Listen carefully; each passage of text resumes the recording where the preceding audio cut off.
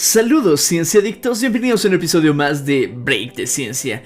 En esta ocasión te traigo un video acerca de los solsticios, equinoccios, los días sin sombra y sobre cómo puedes determinar el tamaño que tiene la Tierra utilizando nada más que un simple palo clavado en el suelo. Así como lo hizo el gran Eratóstenes en el año 236. Así que sin más preámbulo, comenzamos.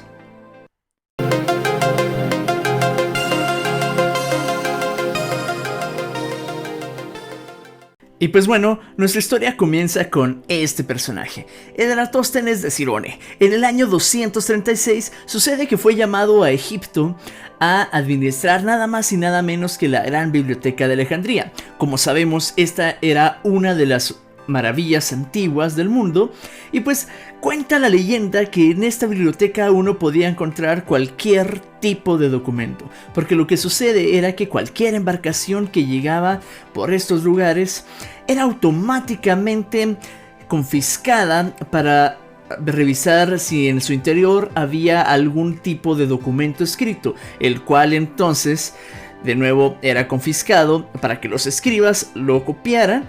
Se quedaba una copia almacenada en la biblioteca de Alejandría y posteriormente entonces devolvían esos documentos a sus portadores originales. De modo que entonces la biblioteca de Alejandría albergaba de verdad casi cualquier tipo de información.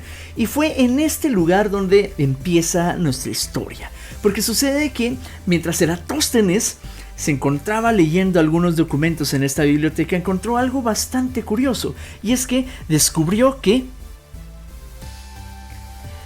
en Siena, el 21 de junio, en los pozos de agua de la ciudad, se podía ver reflejado el sol. Y eso era algo que solamente ocurría este particular día del año. Incluso las torres que estaban construidas en este lugar no producían sombra. Eratóstenes, intrigado por este pequeño hallazgo, entonces se decidió a esperar al próximo 21 de junio y confirmar si esto era cierto. Pero él se encontraba en Alejandría y, para su sorpresa, cuando llegó el 21 de junio, nada pasó. Habían sombras y en los pozos de la ciudad no se podía ver reflejado el sol como el texto afirmaba. De modo que entonces Eratóstenes se puso a pensar: ¿y qué tal si la Tierra es redonda? ¿Qué tal entonces si por la distancia a la cual se encuentra Siena sucede de que la curvatura de la Tierra ya empieza a afectar, de modo que mientras aquí se producen sombras, allá no lo hace? Y eso es porque la luz del sol no llega de manera uniforme a todos los lados de la Tierra. Astuta conjetura, ¿no? De modo que entonces la idea es la siguiente: vamos a hacerme más chiquito. Y la historia entonces comienza acá. La idea es la siguiente: imagínate que entonces la Tierra sea plana. Entonces lo que vas a tener es de que la luz proveniente del sol va a llegar de manera uniforme a todos los lados de la Tierra. Si tienes una torre, no importa en qué lugar de la Tierra se encuentre, esta entonces, como tiene el sol sobre su cabeza, jamás entonces va a producir sombra. Incluso aunque el sol no esté realmente encima de la torre, te puedes imaginar que esté un poco más desplazado acá. La idea es entonces de que todas las torres, sin importar qué tan lejos se encuentren, todas van a producir exactamente una sombra con el mismo ángulo, etcétera, ¿no? En el caso de que tengas un pozo, entonces vas a ver de que el sol entra directamente en el pozo y lo vas a ver en el reflejo del pozo. O bien, de nuevo, si el sol no está exactamente encima de los pozos, entonces vas a ver que todos los pozos muestran exactamente el mismo comportamiento con la luz, el mismo patrón. Y eso no es algo que realmente ocurra. Lo que ves es de que el sol, debido a que la Tierra es esférica, ¿no? Entonces esta le pega de distintas formas a cada uno de los lugares de la Tierra. Y entonces, tal como lo puedes estar viendo acá en tu pantalla, te das cuenta que, por ejemplo, este que yo tengo acá justo debajo del sol no produce sombra. El pozo por otro lado puedo ver entonces el reflejo del sol, mientras que en las torres, entre más distantes estén, empiezan ya a producir cierto tipo de sombra. Al igual que los pozos, mira, la luz ya no entra de la misma forma a cada uno de estos pozos, ¿sí? Entonces esto te sugiere de que la Tierra es redonda, ¿no? Y dato curioso, esto es algo que ya sabían muchas civilizaciones del pasado, porque entonces, como te puedes dar cuenta, los mayas y los aztecas construyeron pasos cenitales para ver cómo el sol entraba en estas cavidades, y esto iba cambiando a manera que transcurría el año, ¿no? De modo que no siempre era exactamente igual. Entonces ellos ya tenían ideas que sugerían de que la Tierra era probablemente redonda, ¿no? Entonces Eratóstenes aprovechó esta idea, e hizo lo siguiente astutamente.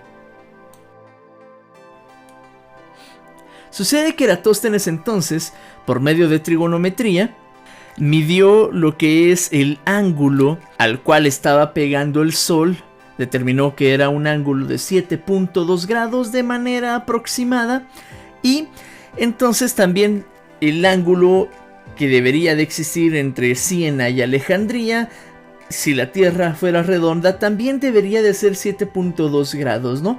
De modo que entonces determinó la distancia que hay entre Siena y Alejandría, la cual equivalía aproximadamente a 5.000 estadios, lo que para nosotros viene siendo unos 800 kilómetros, e hizo los siguientes cálculos matemáticos.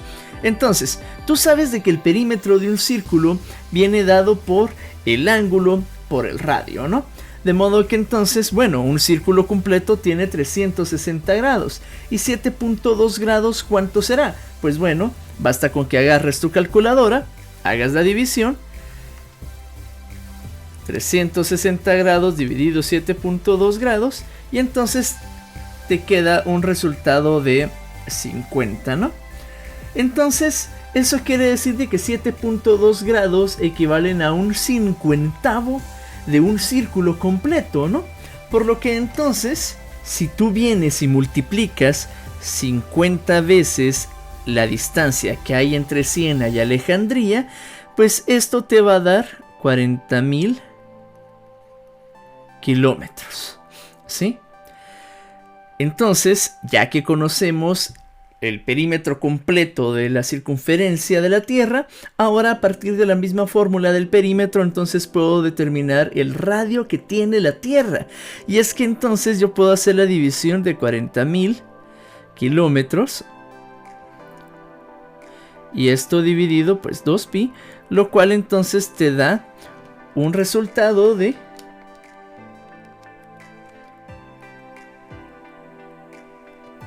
6.366.20 kilómetros de manera aproximada, el cual entonces, si lo comparas con el radio real que tiene la Tierra, es bastante cercano a este valor, ¿sí? Bastante cercano para lo rudimentario que fue este experimento. De hecho, los errores en los cálculos de Eratóstenes se encuentran en que él contrató a una persona para que se fuera caminando desde Alejandría hasta Siena y fuera contando sus pasos, ¿no? Y así fue como determinó de que había 5.000 estadios de distancia, ¿no? Pero, ¿qué tan precisos fueron los pasos que realmente dio esta persona? Entonces, ahí es donde tienes el error en los cálculos de Eratóstenes. Pero te puedes dar cuenta que para el año 236 es fascinante. Explota la cabeza literalmente como una persona literal armada con nada. Pudo determinar el radio de la Tierra, y eso es algo que tú puedes recrear también. Basta con que claves un palo en la Tierra de aproximadamente 1 metro de alto, y entonces esperes al día sin sombra en tu ciudad. Ahorita vamos a platicar de esto. Y entonces llamas a un amigo que esté, por ejemplo, en otro país. Digamos, si eres de Guatemala, llama a alguien que esté en México, llama a alguien que esté en El Salvador, a Honduras, ¿no? Cualquier otro país. Y entonces dile, hey, mide la sombra que produce un palo de 1 metro, y mándame los datos, ¿no? Y entonces con esto aproximadamente ya puedes sacar un estimado de cuánto podría ser el tamaño de la Tierra. Te invito a que lo hagas, practícalo. Y entonces acá todo bien. Ya respondimos la pregunta de por qué entonces se producen sombras en Alejandría mientras en Siena no. Ahora bien, la pregunta que queda en el aire es: ¿por qué solamente el 21 de junio? Y te acabo de mencionar días sin sombra. ¿Qué es esto? Ok, veamos lo siguiente. Sucede que la órbita de la Tierra está inclinada. O lo que es lo mismo, el eje de la Tierra está inclinado en 23.5 grados, ¿de acuerdo? Por lo que entonces nosotros tenemos 4 fechas bastante importantes para el calendario, ¿no? Y de seguro has escuchado hablar del solsticio y los equinoccios. Y entonces sucede de que en el caso de los equinoccios tenemos el equinoccio de primavera. Vamos a empezar por este, que ocurre el 21 de marzo aproximadamente, ¿no? Y entonces mientras la Tierra va dando vueltas alrededor del Sol de esta manera, te puedes dar cuenta que van a haber puntos en donde va atravesando la órbita, ¿sí? Entonces los equinoccios coinciden con donde se encuentra el Sol, mientras que los solsticios coinciden donde se encuentra la Tierra, en su punto más bajo y en su punto más alto de su órbita, ¿sí? Para que comprendas esto de mejor forma, vamos a hacer lo siguiente con esta maquetita de la Tierra y vamos a encender esta lucecita de acá. De modo que entonces imagínate que el 21 de junio la Tierra se encuentra acá en este punto y te puedes dar cuenta como en su mayor parte el hemisferio norte es el que está siendo iluminado, mientras que el hemisferio sur puedes alcanzar a ver de que está un poquito más en la sombra, ¿sí? Por eso es de que es verano en esta época del año acá para los países del norte. En los equinoccios entonces te comentaba, lo que ocurre es básicamente esto. Te puedes dar cuenta entonces de que la luz llega de manera uniforme a cada uno de los hemisferios, que fue lo que pasó en el 21 de marzo, ¿sí? Y en el caso del 23 de septiembre, 22 de septiembre aproximadamente, ¿no? Las fechas van cambiando año con año, pues de nuevo se vuelve a encontrar acá en el equinoccio. 21 de marzo y 22 de septiembre se encuentra acá en el equinoccio, 21 de junio es acá, y el 21 de diciembre, que sería el solsticio de invierno, ahora ocurre lo contrario. Entonces ahora la Tierra se encuentra acá arriba, y entonces si te das cuenta la luz le llega más que todo a la región del hemisferio sur. Por eso es de que ahora es verano en el hemisferio sur y caso contrario en el hemisferio norte. Entonces, como tenemos una menor cantidad de luz solar que está percibiendo el hemisferio, esto entra en una etapa invernal y por eso vemos de que hay mucho más frío en esos meses de noviembre, diciembre, enero, ¿no? Porque entonces la Tierra se encuentra en esta posición, haciendo que los que habitamos el hemisferio norte sintamos más frío y los que habitan el hemisferio sur perciban mucho más calor, ¿no? Y entonces así es como se mantiene la Tierra dando vueltas alrededor del Sol de esta manera, y eso es justamente lo que ocasiona los cambios de estaciones en nuestro planeta, ¿sí? Acá te tengo una imagen para que lo puedas comprender mejor, de modo que entonces cuando digo días sin sombras, lo que ocurre es de que nosotros estamos acá en la Tierra y vamos a trasladar entonces nuestro marco de referencia acá a la Tierra, y entonces pareciera que lo que hace en realidad es de que el Sol se va desplazando hacia arriba y hacia abajo, ¿sí? Se va desplazando 23.5 grados hacia el norte del Ecuador y 23.5 grados hacia el sur del Ecuador, ¿sí? De modo que entonces el Sol, si lo vemos desde la Tierra, no siempre sale en el este y se oculta en el oeste. De hecho, este se va trasladando hacia el norte dependiendo de la época del año, o se va trasladando hacia el sur dependiendo de la época del año, ¿no?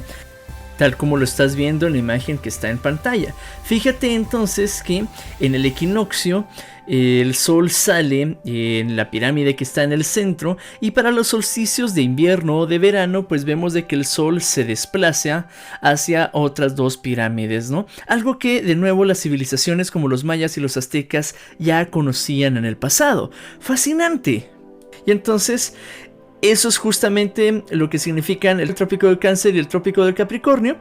Los lugares máximos y mínimos, digamos, de las latitudes que alcanza la luz solar a medida que va haciendo este movimiento aparente, ¿no? Recuérdate que ahora lo estamos viendo desde la Tierra, ¿sí? En realidad, ya te lo dije, la Tierra es la que se va bamboleando de esta manera y el Sol está fijo, ¿no? ¿Sí? Pero entonces, visto para nosotros, vemos de que pareciera que ocurre esto, ¿sí?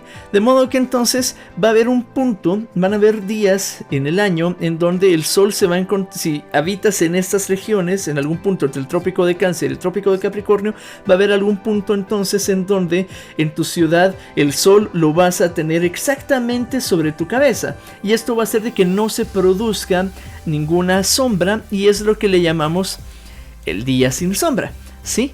Acá te coloqué una imagen entonces de que alguien tomó, ves entonces de que la sombra se proyecta perfectamente por debajo del objeto, no tiene ninguna sombra proyectada, y eso es algo que solamente ocurre 2 veces al año, siempre y cuando te encuentres en estas latitudes, ¿sí? Dato curioso: Marte también posee estaciones. También tenemos verano, otoño, primavera, invierno en este planetita. Obviamente no es como ocurre acá en la Tierra, donde tienes temporadas donde se caen las hojas, nacen flores y este tipo de cosas. Obviamente allá de momento no sabemos si existe vida. Probablemente exista vida microbiana, o existió vida microbiana de algún tipo, pero aún estamos investigando esa teoría. De hecho, por eso es que enviamos la misión de Marte 2020 de este año con un Perseverance, con un rover llamado Perseverance, para investigar si alguna vez hubo o si hay vida en el suelo marciano, pero de algún tipo microbiano. No vayas a pensar que vamos a tener enanitos verdes caminando por ahí, ¿sí? De modo que entonces, ¿por qué hay estaciones en Marte? Es debido a eso, ¿no? Debido a que la órbita de Marte, o el eje de Marte, si lo quieres visualizar de esa forma, está inclinado, y entonces cuando le va pegando a distintos hemisferios, la luz del Sol es lo que va provocando esos cambios climatológicos en el planeta. Muy interesante, ¿no?